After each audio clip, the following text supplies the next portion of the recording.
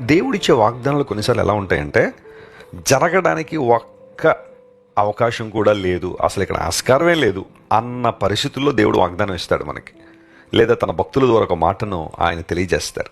ఆ సందర్భంలో మనకి ఎలా ఉంటుందంటే, ఇది నిజంగా జరుగుద్దా, ఇది నిజంగా దేవుడే చెప్పాడా అని బలహీనులమై, విశ్వాసంలో బలహీనులమై కొన్నిసార్లు వెనక్కి జారిపోతుంటాయి. కానీ అక్కడే మన విశ్వాసం బలపడాలి, అక్కడే దేవుని పరిపూర్ణంగా మనం నమ్మాలి. దేవుడు వాగ్దానం చేశాడు, నీకు సంతానవృద్ధి కలుగు చేస్తాను, రాజులు నీలోంచి వస్తారు. ఒక్క బిడ్డ కూడా లేడు నాయన, ఇప్పుడు ఇంకా రాజులు ఎప్పుడు వస్తారు, జనములు ఎప్పుడు వృద్ధి చెందుతాయి అని అబ్రహాము సంకోచించలేదు. కానీ రోమాపత్రికలో పౌలు భక్తుడు అంటాడు, అబ్రహాము దేవుని యందు విశ్వాసం ఉంచడం ద్వారా, నమ్మిక ఉంచడం ద్వారా వాగ్దానాన్ని నమ్మాడని బైబిల్లో రాయబడి. మనం కూడా అంతే, దేవుని వాగ్దానాలను విస్మరించకుండా వాగ్దానాలను విశ్వసించాలి. అప్పుడు కదా అద్భుతాలు చూస్తాం.